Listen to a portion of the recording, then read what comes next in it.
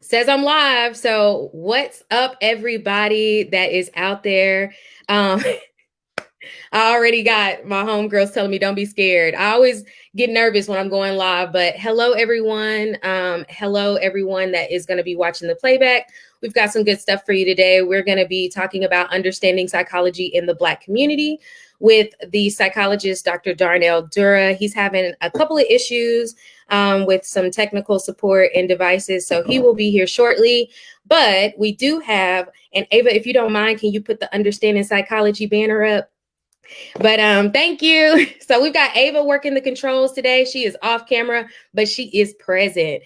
And we also have Fatima that's going to be joining me with this discussion. I didn't want to do this alone. We're going to be definitely asking some questions and digging into Black men's mental health, talking to a mental health professional who has done extensive research with Black men. And we're also going to just be talking about normalizing mental health and getting psychology, like understanding psychology, getting help, all of those kind of things in the Black community. So we're going to have Fatima pop in now.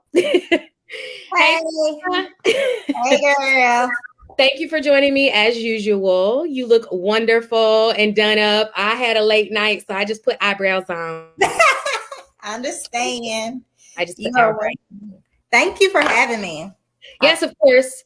If y'all didn't know, Fatima does a lot of really awesome things. You can follow her on Sister Circle on Instagram. Is it Sister Circle on Facebook too? Yes, ma'am. Okay.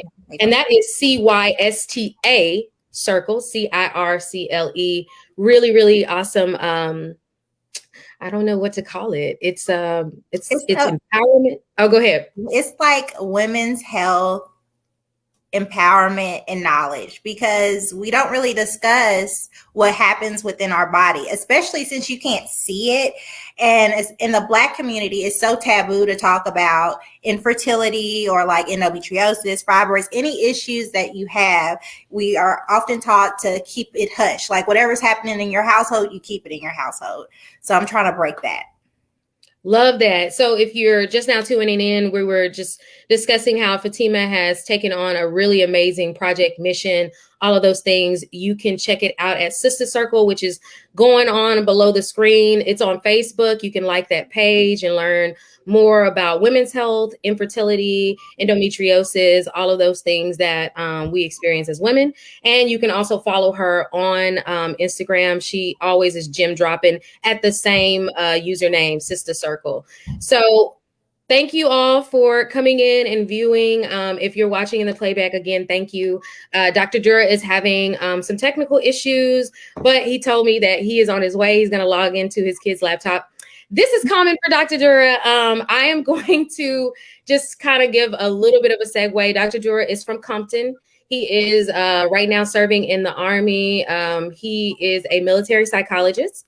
And he did his dissertation, or I forgot if dissertation is the one for doctorate. I'm not sure. But it was extensive research on incarcerated males. So we're going to just kind of be asking him questions about his research. We're going to be talking about Black men, mental health, psychology, normalizing it. How can we better support Black men? Because I know a lot of y'all think that I just be bashing Black men all the time. But, you know, I wanted to open up a space to let them know that I am definitely in support of them getting the help that they need and going to a professional, you know, because Black women are not rehabilitation centers for Black men, but we can guide you to the places that you can go to get the resources that you need. So we're just kind of waiting on Dr. D right now. This is going to be an interesting conversation. So I have my water. Yes, I just had coffee. I should have gotten some water too. Also, Dr. Durrah was a professor at Houston-Tillotson. He still is a professor, but he started teaching, I think, last year, where I had a class with him and then had a few more classes. And he's just a phenomenal professor, really cares about the Black community, really cares about mental health, was always trying to expose us to the different aspects of the field of psychology. So he always made sure that we were able to meet people in the field, meet people that do neuropsychology, meet people that do clinical psychology, meet social workers. I mean, there's all sorts of facets that you can go into when it comes to the mental health field. Most of my friends know this, but I am not interested in being a therapist. Okay. I am not interested in that. It takes a really strong person to be a therapist, but I definitely want to write the textbooks. I definitely want to do the research. So that is where I see myself being in the field of psychology. So I wanted to pull somebody in that is in the trenches, literally, with mental health and serving our community in the capacity of therapy. So we are waiting on Dr. Durrah. And like I said, this is kind of common for him. He is a very, very busy man. So hopefully he can get logged in. I'm going to tell him to just log in from his phone if he can't get his laptop to work. But we are going to really discuss and break down why there is such a stigma in mental health in the Black community. I really just want to keep holding space for us to normalize why we really need more mental health conversations, why we need more conversations about psychology, and better ways to just support each other in getting those type of that type of help. Because I think a lot of people are really skeptical when it comes to getting treatment. And I've even seen people say, this isn't for me. This isn't for me. And, like, people are always, we want to encourage people to get therapy without hearing the "you're crazy" and all of those kind of things. So we are just really waiting. I will play some music for you guys until we can get Dr. Durrah on here. Hopefully he comes in soon. Well, I had a question for you. Okay. Do you think that we'll ever get mental health normalized in the Black community? Because the other day I was watching Moneybag Yo. I'm so old. I don't know these folks. I was watching him on the Breakfast Club, and it was he was saying how people tell him he's bipolar. He feels, oh, there he is. Yay! Hey. No, Fatima, can you, sorry, Dr. Durrah, we're going to introduce you real quick. All right. Ava, can you take him off screen just really quick? Okay, can you just finish your thought really quick? Yes. He was on the Breakfast Club, and he was saying how he's heard he has bipolar disorder. He believes he has it, but he don't believe in mental health. I'm going to send it to you. He was like, yeah, I talk about it in my music, but I'm just not with that therapy thing. I don't want to do that. Yeah, that's pretty much what we're going to be. Yeah. That's interesting. So everybody that's watching, Dr. Durrah has finally made it, y'all.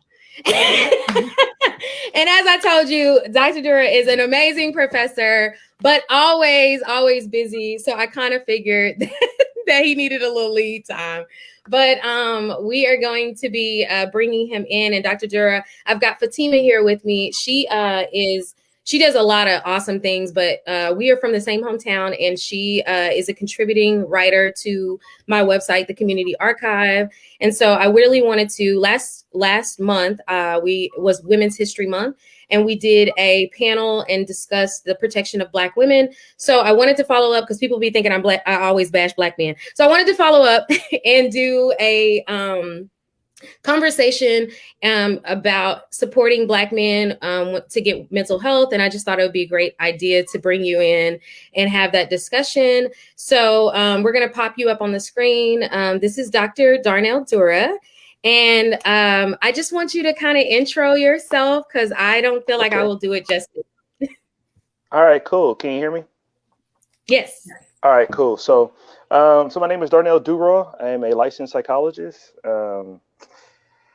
Currently serving the men and women on active duty as a military psychologist. That's what I do full time. But also, I'm an adjunct professor at HTU down in Central Texas, in the Austin area.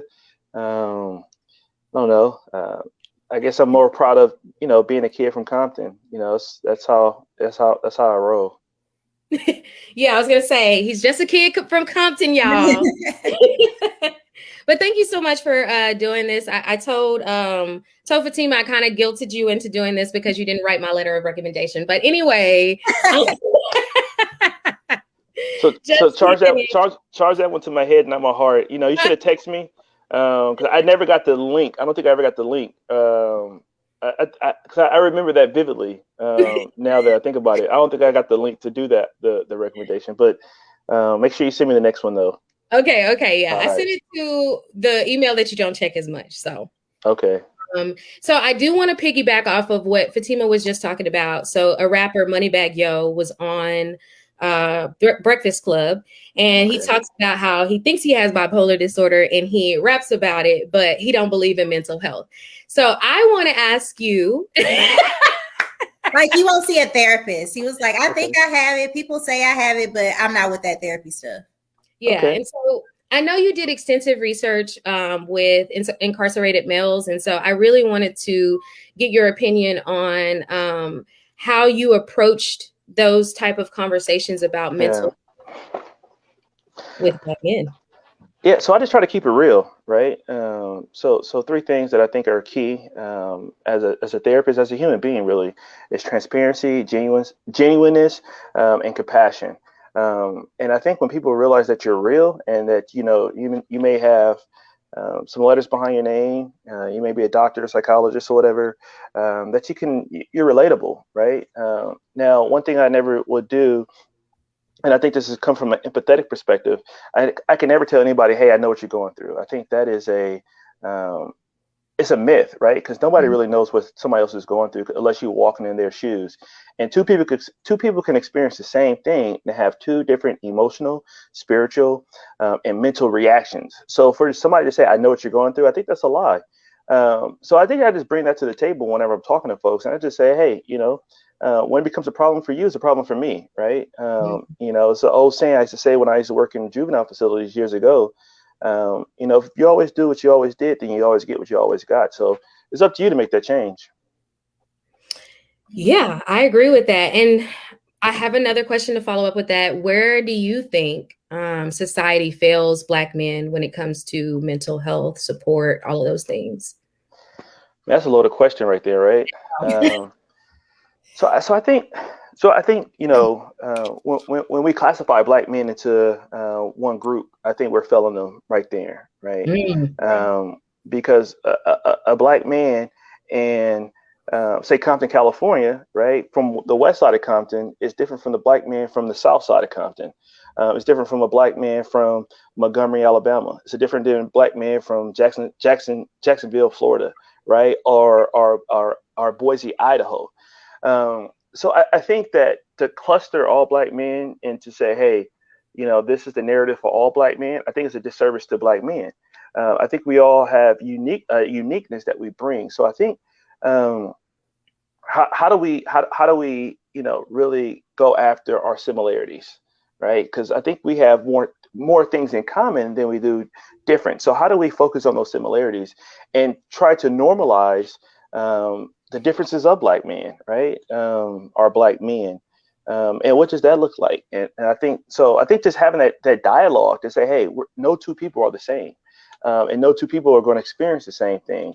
So I think, to answer that question, I think that's a start. I like if that makes sense. It did. It made a lot of sense. It did. I have a question. Okay.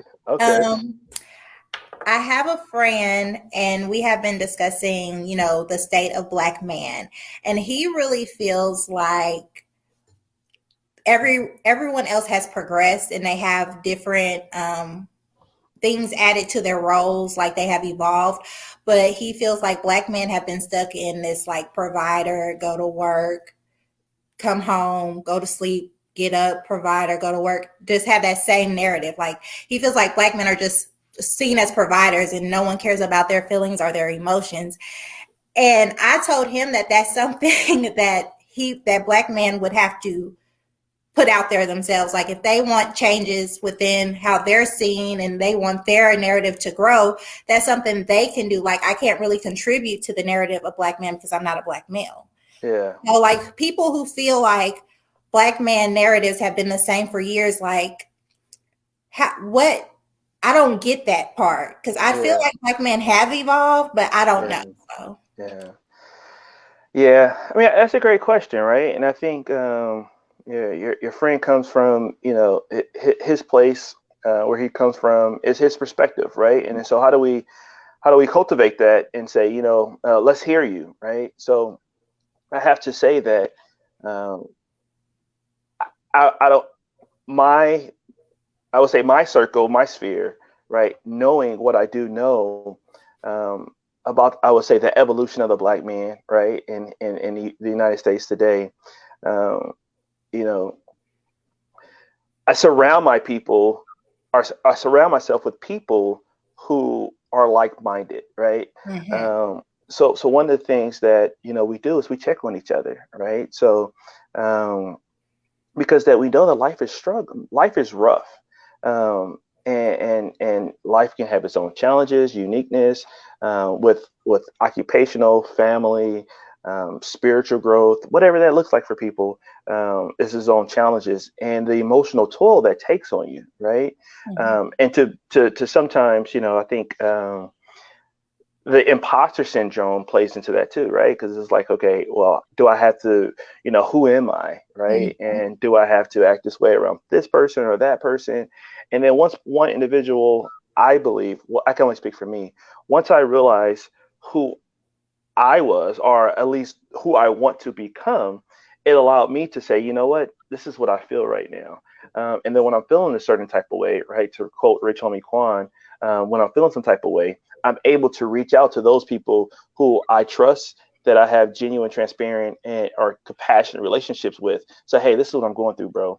And we have like, whether it be monthly check-ins, quarterly check-ins, with certain people within my circle that allow me to um, stay in balance in a sense, right? And if somebody doesn't hear from me for a certain period of time, they reach out to me and say, "Hey, bro, what's up? You good?" People know that, just because I'm a psychologist doesn't mean they don't have life issues. I got life issues too, right? So people check in on me, say, "Hey, how are you going?" And I also have to be real with myself with those people that I work with, right? So, like, hey, this is what I'm going through right now, or hey, just if you see me do X, Y, Z, just check in on me, right? Because this has happened in my life. So I think it also, is a level of accountability that the individual has to have. I have to have, so therefore I know where I want to be, where I don't want to be. So I have to communicate that in my needs with others. So I think, learning how to communicate what you need, to those trusted confidants, I think it go a long way. Y'all hear that? Check on your boys. Yeah. I think sometimes also, because I want your perspective on this as well, because you're from Compton. Yeah. And now you're a psychologist, and I think that's Yeah. absolutely wonderful. I don't think a lot of people have that story from where you're from. Right. But how do people leave the hood alone? Like, I've noticed that I've seen people, I've seen this is specific Right. for Black men, where Right. you're getting a good job, like you're making new money, you're getting introduced to new circles, but you don't want people to see that you've changed. Like, you still want people to know you remember where you came from. Like, how do you handle that situation? Yeah. So I think, the role identity, right? It's kind of about who you are. And so I think, so being for Compton, and people hear Compton and they hear all the different, hooplas like that. I know all kind of folks. My mom, years ago, she used to do poetry. She's just, she wrote a poem from the crack house to the White House. Just knowing people from all different spheres of life. So me being in the military now, my when I was a kid, so I was born out there. My dad joined the service. So for about 8 years, I was able to kind of get a level of exposure, right? So, before I came back, or in between, moving around, I was able to, travel to Texas. I was like in El Paso for a couple of years. My dad was stationed in Germany, so this was when it was still East and West Germany. I lived in Virginia for a couple of years, and then my dad got out in the service when I was in 6th grade. So then I came back. So I think for me to sit here and say, like, my Compton experience is unique to everybody else in Compton, I'll be doing myself a disservice, right? I'll be a fraud. I was exposed to things that most folks that I grew up was not exposed to. Like, I literally saw the Berlin Wall as a kid, in the 80s, right? Yeah. I slept in the Pentagon, and seeing the president get off the Marine One right there in the Rose Garden, or the whatever the garden is right there in the Pentagon. So that's a unique experience. So I knew when I went home, it was like, you know what? I want to be able to make a change, making a difference, right? So I was able to say fixate on that. And then I had, my dad was from the neighborhood, right? My mom was from the neighborhood. So I had neighborhood. I never forget, one of the OGs said, he told me when I was getting ready to go off to college, he said, JR, I'm a junior. He said, JR, if you go off to college, you come back trying to gangbang, he said, I'm gonna kick your ass myself, And then so I had people like that in my corner who was dependent on me to do something.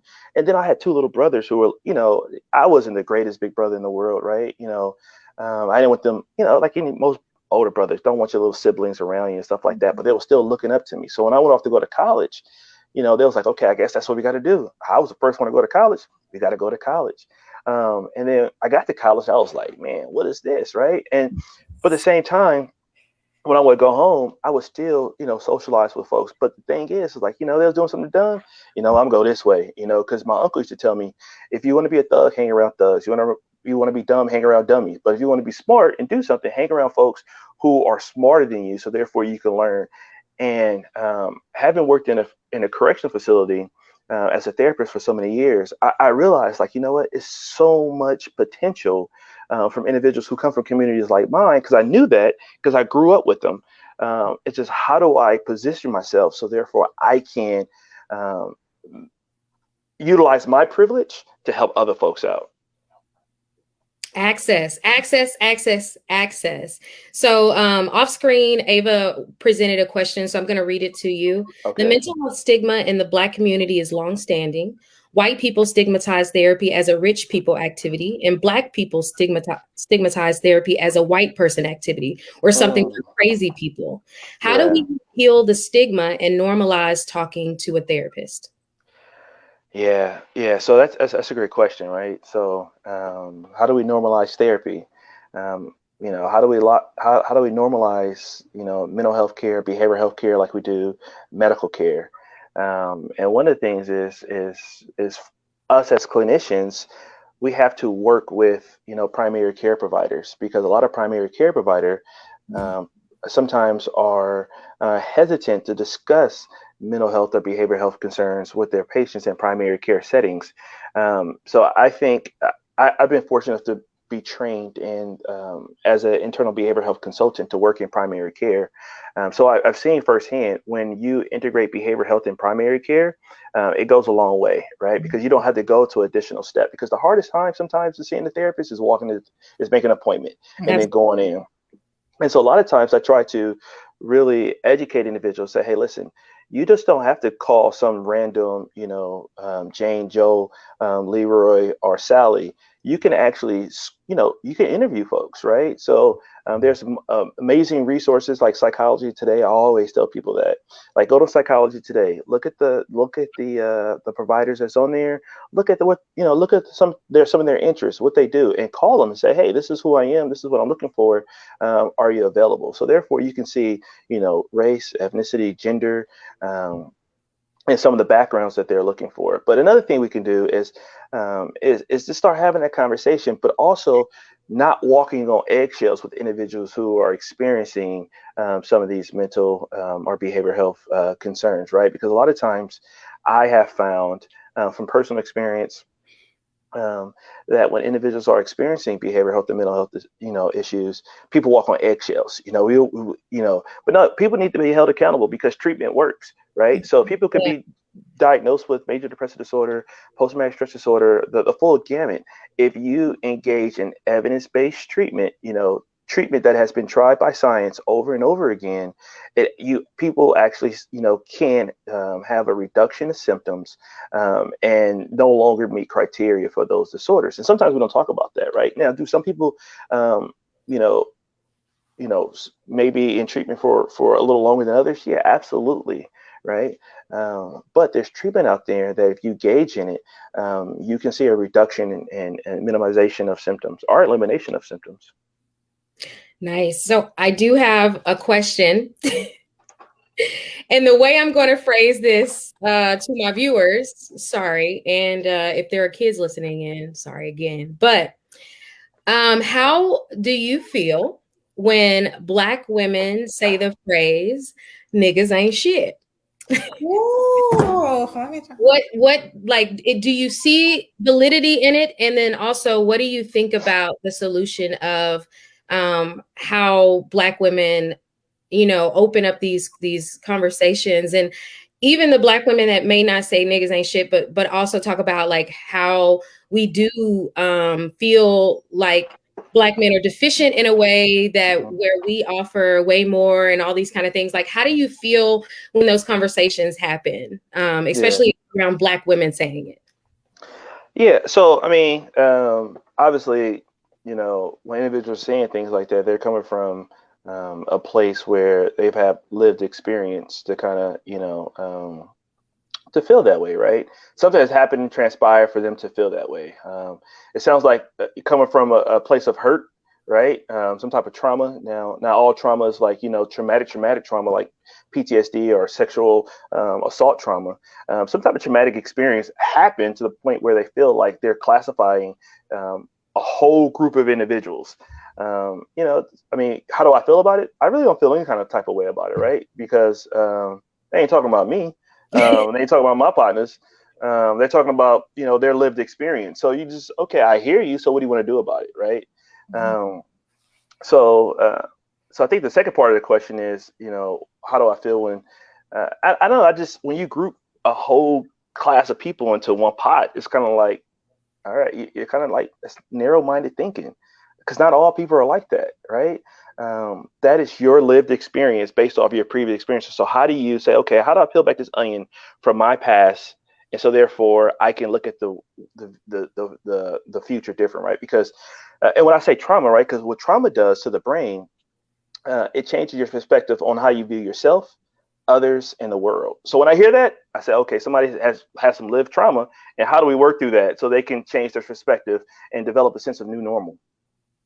Yeah, because off screen, Ava asked, so why is it that so many Black women have the same lived experience for the phrase to be so popular? And I also kind of want to piggyback off of that and say, do you, because I know like you've talked in class a lot about like us unpacking our own internalized isms, and so, have you had a situation where you realized that you were, or you had some type of sexist view or patriarchal view, or, how do you approach unpacking that with other Black men? And do you have those conversations with your boys saying, hey, that was a little misogynistic, man, you might want to ease up a little bit on that? Do you have those conversations? Yeah, I had a conversation Friday evening. We were talking about something. Someone was like, oh man, that's he used some choice words. I was like, oh, okay, well, tell me how you conceptualize that. I was like, you kind of come in, is this how you define masculinity? And then, so, yeah, I hold people accountable. Bell Hooks is one of my favorite, feminist theorist authors, right? So years ago, one of my buddies, we used to get together on Thursday nights and go to the little dive bar. And we would talk about, I forget what book it was from Bell Hooks that we would talk about, right? And we would talk about, how the world and even our views have shifted over the time. But it comes to exposure, right? And traditionally, individuals are raised. Even my daughter, I have an 11-year-old daughter that I'm raising, and she's she plays basketball, and she's going to be stereotyped, from a lot of individuals. Oh, she's going to be gay, right? Because she plays basketball, right? Because that's a misnomer that people have. But until you start educating individuals, and some individuals you can't educate, right? They're closed-minded people. I don't waste my time, right? Because time is precious, right? So I'm not going to waste my emotional or mental time really for somebody who is closed-minded. So are those people out there? Yes. But I think the circle that I surround myself with, we understand the privilege that we have. Now, me being a male, I know that it's a privilege, right? Now, have I always understood that? No.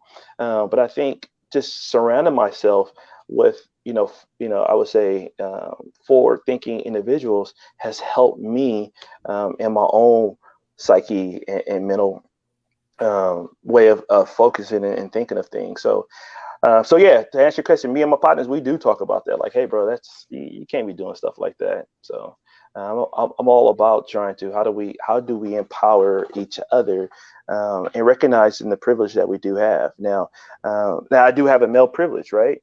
Now women, I would argue, also have a privilege when it comes to certain. We all have different privileges, but we also do have some of the isms that we do have, and they're still present, are still barriers for others, if that makes sense. Yeah, makes a ton of sense.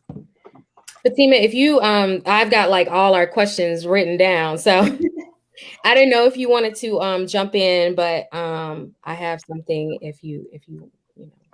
No, you go ahead. So we also we were talking offline about different things, and one of the things I often wonder is do you think men are taught or equipped with the tools to build interpersonal relationships? Because I think as women, that's the first thing you kind of learn how to do is build those interpersonal relationships, and interdependence is a whole thing, and humans need that nurturing and that attention, and we're kind of conditioned. I often say you cannot reform men because I do feel like they are conditioned to be part of the system. But I want to hear from your perspective if the reason for that is because they are not taught or equipped with the tools to do so. So I think historically, men innately are, I think we're born with the ability for the interconnection, but I think the level, the deepness of it differs, right? Because men, we work together. If you look from an evolutional perspective, we're hunters and gatherers, right? So sometimes you have to work with others in order to hunt and to gather, in order to take care from an evolutional perspective, right? But I look at my own experience growing up. I went out, played with my friends. We rode bikes together.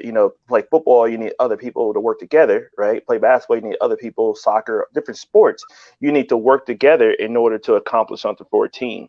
But I think what was missing, at least growing up for me, was how do we take this beyond sports for an emotional connection, right?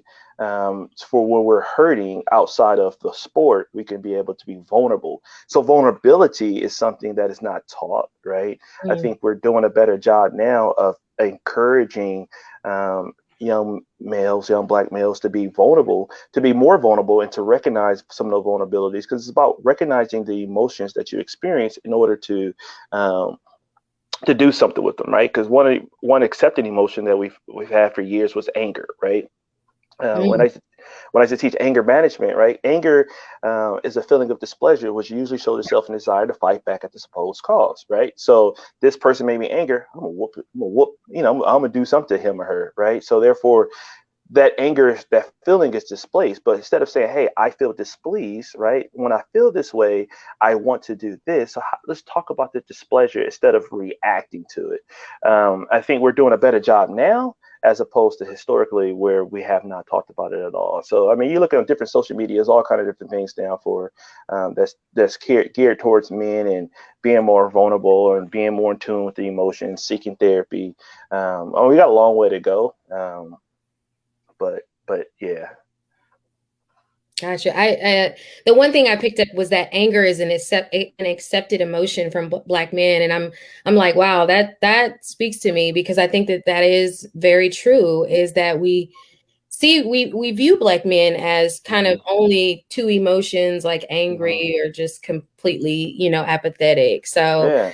I kind of want to segue this into love and relationships. So I just noticed, like literally right before I got on this call, a Black man on my Facebook posted a status and said, if you love really hard, stay single. This generation doesn't value love anymore. How do you feel about a Black man saying that? And do you, because I see these, I don't know if you see it on Twitter, because I know you're on Twitter too. And I often see Black men having these debates about, ladies, is this a date, and $40 and $200, and how much should I spend? And ladies, if you're wanting a man to be on this level, you got to be on this level. And then it's usually from High men. value man. Would you say?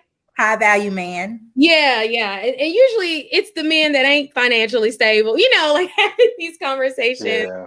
So when you see those kind of things, like, what do you think about how we as a generation view love and things like that? And like, where do you think Black men, play into that?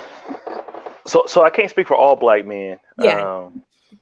I think where we are with love, right? So again, love is another emotion, right? So how do you define love? How are you taught love? I think as a generation, from my experience, and just from clinical work, from seeing people that I know, I think we forgot how to love ourselves, and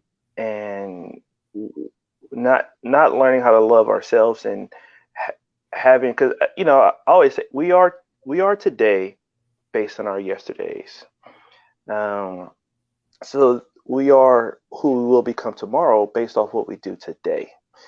So that comes with an awareness, right? That comes with the awareness of self-discovery, self-learning, right? But are we really willing to do the hard work that it takes to find out who we really are and how to love ourselves?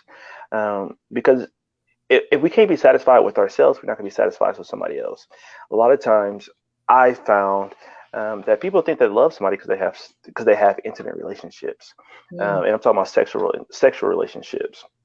That's not necessarily love. That's a sexual encounter, and love. To go off what Holly Berry told Eddie Murphy, and one of my favorite was Boomerang. He said, "Love would have brought your ass home last night."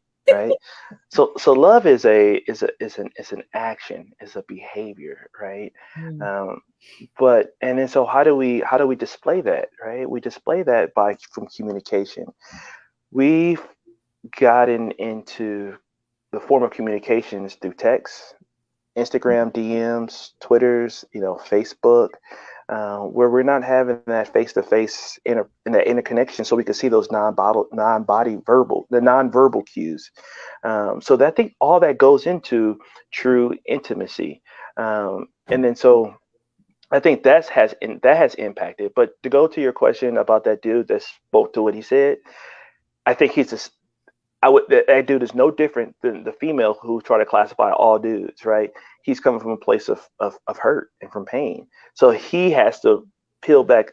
I would recommend potentially that individual having to peel back to find out, okay, why do I feel this way? Did my expectations were my expectations not met to the point where now I am disheartened?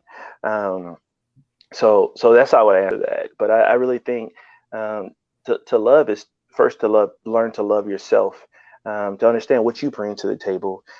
In a relationship, right? An intimate relationship between two people should be also a partnership, right? So you should be a compatible partner. And a lot of times, not to quote scripture, right? But unequally yoked. A lot of times people get together who are unequally yoked, who should never been together, but yet they were looking good because they had a little hand, or a little something, and all of a sudden, a good, sexual encounter has turned into a relationship that becomes very toxic because you have two individuals who don't know how to love themselves coming together, and is only going to create more toxicity. So that's one, not saying everybody, but that's one narrative, if that makes sense. Okay, so we're gonna probably bounce back to love in a minute, but I do. I have a question, so please do. Okay. No, Fatima, you go ahead, because I wanna segue into the family. So you go ahead and since we're on the love topic. Okay, well, it's kind of in the middle then, because I've always heard a lot of some of the Black males that I speak with, they feel as though like America pretty much pays Black women to dismantle the Black family. Yeah. So Is it really that, or is it that we lack self-awareness and self-accountability when it comes to picking partners? Yeah. I think it could be potentially a combination of all that, right? So my undergrad degree is in social work, and you know, kind of just reading some of some of the policies back from the 40s, 50s, and 60s and 70s. I would say at one point in time, there was some monetary value in being a single parent, right? Mm-hmm. And because if you were, if you were married, you were not eligible for certain, social, certain governmental assistance, right? So therefore, that narrative is true. However, I think I believe one of the greatest, welfare reform acts ever signed into law was the 1995 Welfare Reform Act, bipartisan Congress, and that allowed, a family, right, to be married and still receive benefits. So that notion, I think, is a thing of the past, like 20 years in the past. So the individuals can be married, and if they're struggling, they can qualify for governmental assistance, to be WIC, food stamps, whatever it may be, housing assistance, whatever it may be. You don't have to be single just to do that. You could do that being married. So. And I think, I think it's important, especially for our viewers, to know that we as Black people, and especially the people on this panel, we have all kind of worked extensively in community. I think we know that the systems are kind of rigged to, for lack of better words, destroy the Black family as well. So I think that it's important to remember that the system kind of plays a role in that as well, or how these systems have been structured play a role in that as well too. And I guess that does kind of segue into what I wanted to talk about as far as, Black men and their family, raising Black boys, Black sons. I would love to know what kind of advice you would have about people who are raising Black sons, and some of the things that you think should be incorporated into that. But I also kind of want to talk about how, like, military life, since you are in the military, how does it affect the dynamic of the family life? And then, just whatever question you'd like to answer in that little segment I just said. All right, cool. So let's start with the first one, right? As far as with my son, and while I'm speaking, I'm actually logging into. I got my other computer, so that way I won't be holding this phone because I think it's shaking around. So you may see me log in. So you just approve it, and then I can turn this phone off.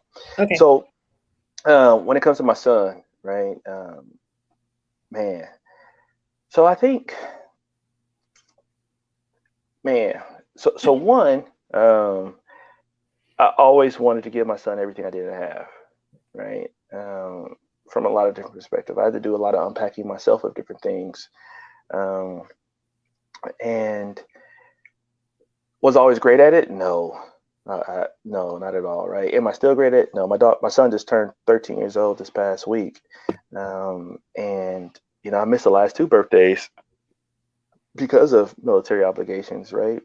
And then so my last birthday with him was when he was 10, so it was, birthday party, cake and ice cream, sing happy birthday, but he's a teenager now. And then so I feel like I even got, that was an emotional day for me. But anyway, I try to really help my son be in tune with his own emotions. Am I great at that? No. Right? Do I struggle at that? Yes. Because being able to articulate this in a professional form, when you have less emotional involvement, is a whole lot easier. Yeah, you should do this. The research says this, but then when it's you doing it, transparency, it's a whole different field. That's when I really had to reach out to some of my mentors, like, hey, this is what I'm going through.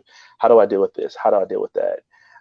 So I think I'm a better father because I reach out to other people to really talk to my son about things, trying to expose him to things that I wasn't exposed to talk to him about, no, son, that's not how you do. That's not how you talk to ladies.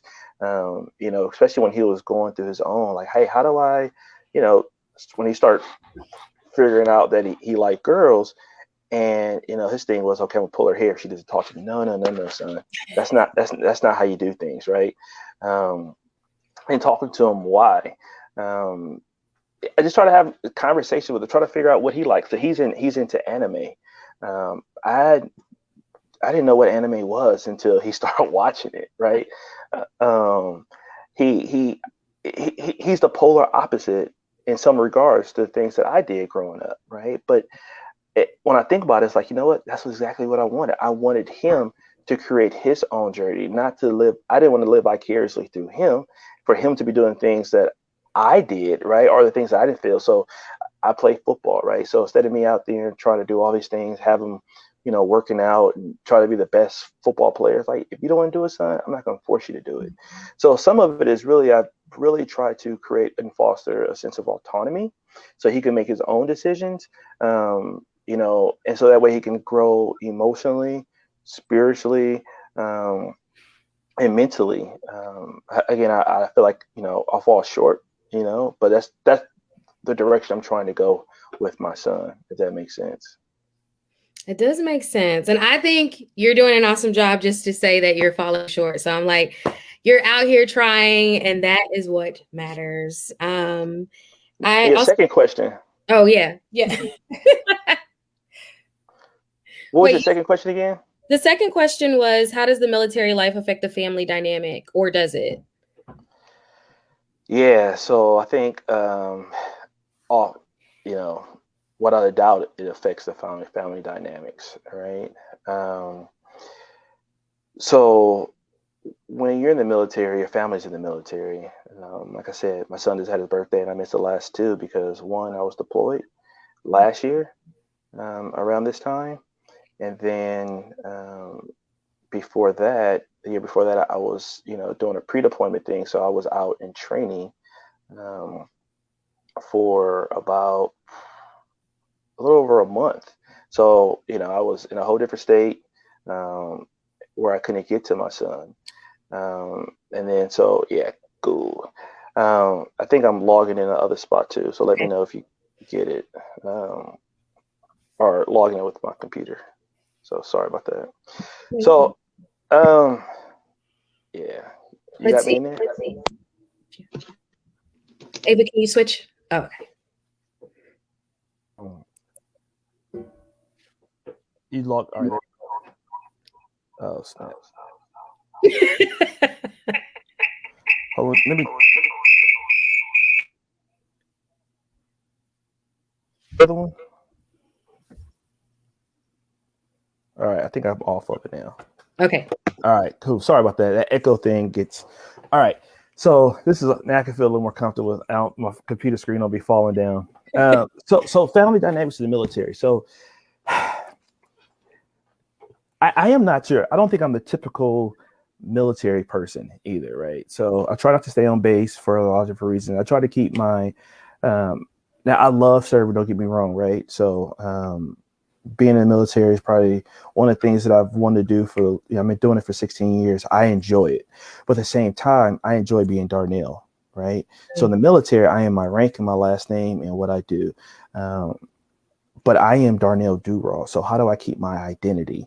So I think that has been a struggle. So, I'm not, I don't live on base with the American flag waving or whatever. And no knock to those who do it, right? That's just not me. When I leave work, I like to leave work. Sometimes I get phone calls in order to do things. Yeah, because of my position, I got it. I'll do that.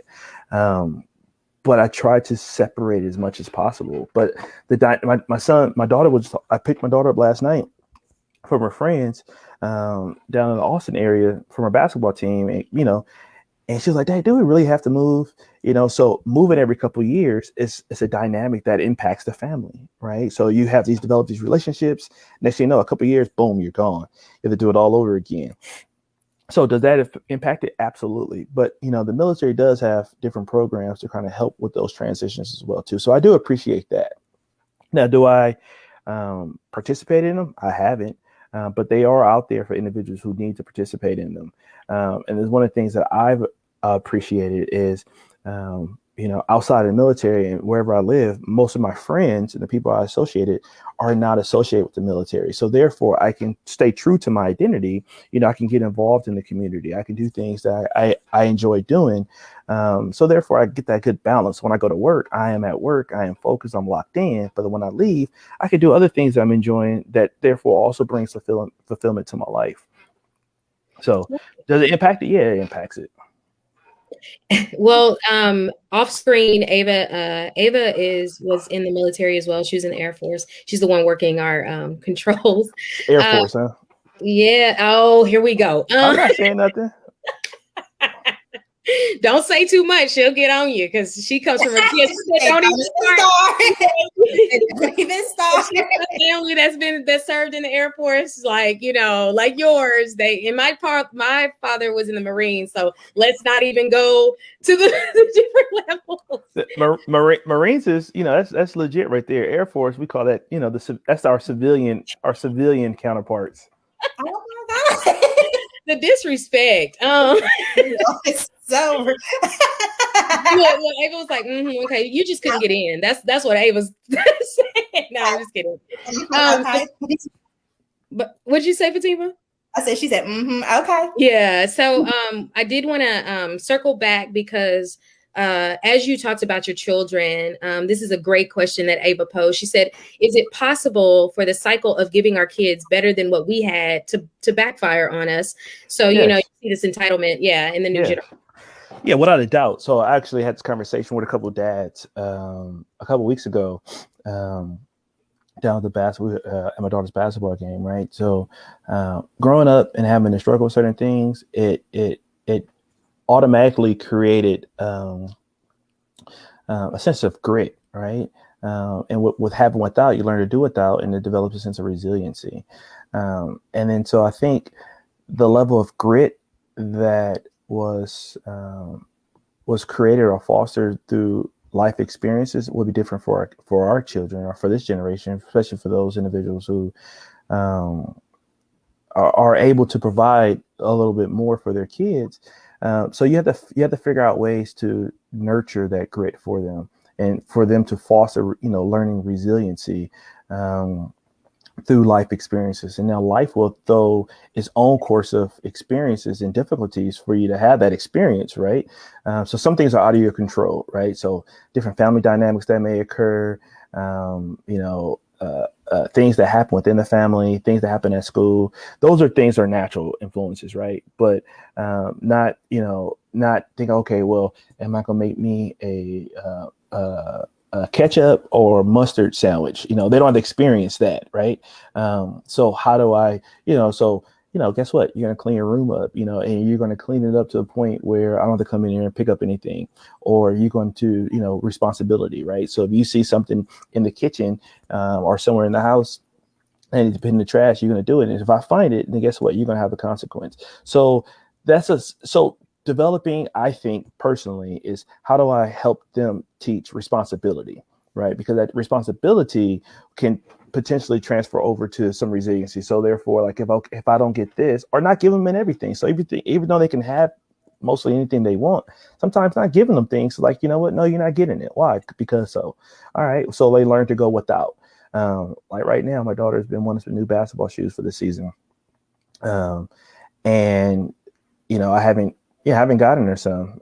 Can I get her some basketball shoes? Yeah, absolutely. Right. But for every single basketball shoe, she got a new pair of shoes, $100-some pair of shoes, sometimes 2 pair of shoes. And it's like, Daddy, last 3 weeks, Daddy, can I get some shoes? Nope, not this week. I'm learning, make you learn how to wait without it. So it's just everybody's will have to learn how to create that own challenge and unique struggles for your kids. So mine is sometimes electronics and shoes. I love that. So we are going to be wrapping up, but I wanted to hear from you. What are some tips to hold Black men accountable? And also, what are some tips to support Black men, the Black community, and support our community in normalizing psychology, therapy? How do we are there some things that you would recommend? Yeah, I think for one, right, hold folks accountable. When folks mess up, let them know they mess up, right? But don't hold that against them. I'll give them opportunities to recover. And I think, in a sense, when somebody messes up, we're so quick to say, point the finger. But I think when you point the finger, when you point a finger at somebody, right? I point fingers at like this, because you point one at one person, you got three coming back, and this one is a wild card, right? But when you point the finger at somebody, you're really just pointing the fingers back at yourself.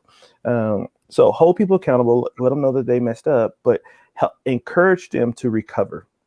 When you hear, I think one of the things Black women can do when they hear other Black women, use the words that you said earlier, is say, "Oh, do you think all of them like that, or just some of the ones you've been dealing with?"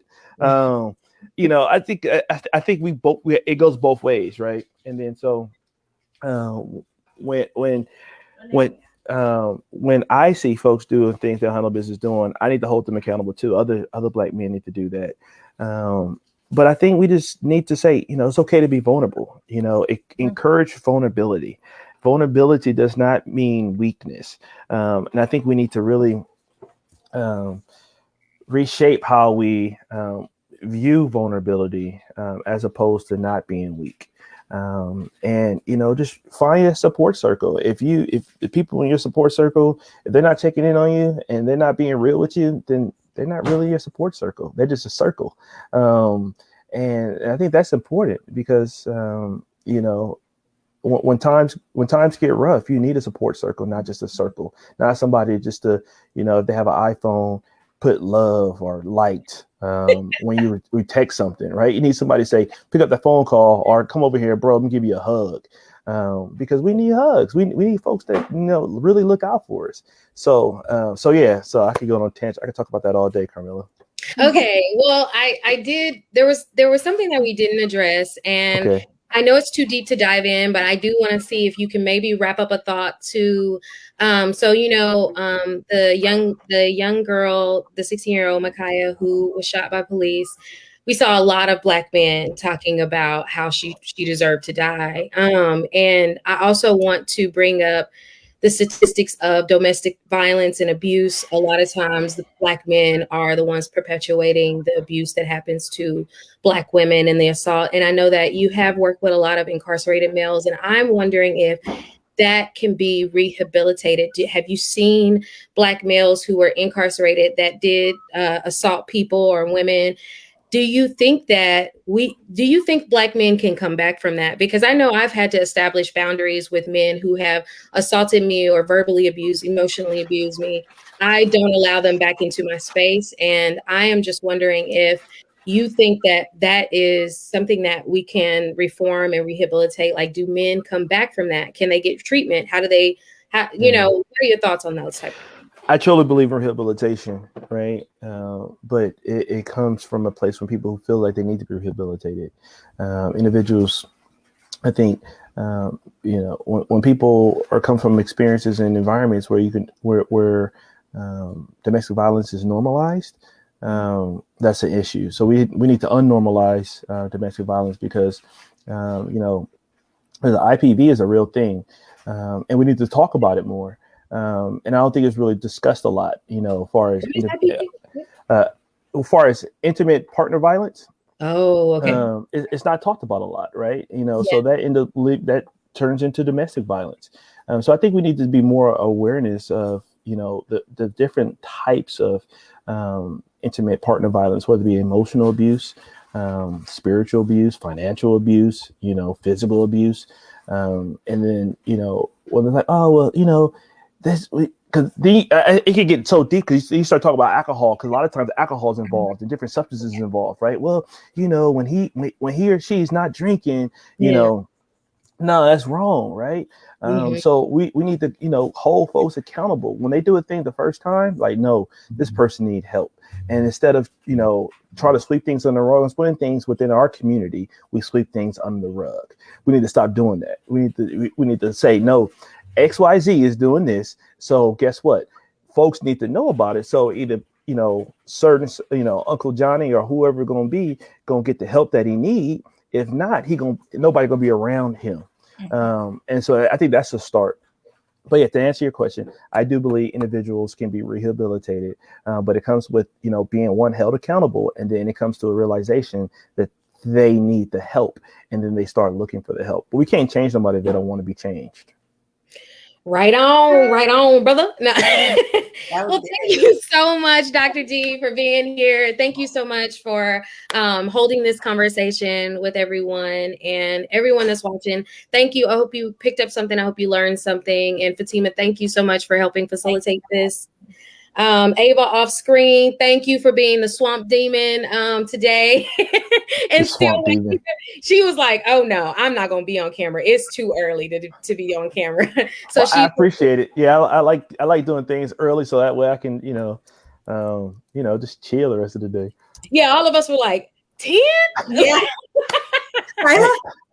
I'm sorry, because when you text me, I was out for a run, right? So I went out and did a 6-mile run this morning, and I was like, all right, cool, this would be perfect. Come back, take me a shower, and then, just the rest of the day I can, get dinner ready and all that good stuff. So sorry about that. You weren't able to put down at the bottom of the screen. They are, you're right. All military branches are valid, right? They are valid. You're right. You have the Marine Corps, who they always will be respected from everywhere. You have the Navy, Stop. And then you have the Army, who does majority of the work, and then you have the Air Force, who make sure we have satellite TV and air conditioned tents. Wow. Just teasing. Oh my goodness. Well, thank y'all so much. Ava's being petty at the bottom of the screen. I love it though. I really appreciate you. I don't know if you want to drop he's on Twitter, y'all, and he's also got a website. So I don't know if you want to drop that real quick. We'll drop it where? Oh yeah, so I'm on Twitter. I think I'm Twitter. My handle is Dr. Hubs 82U.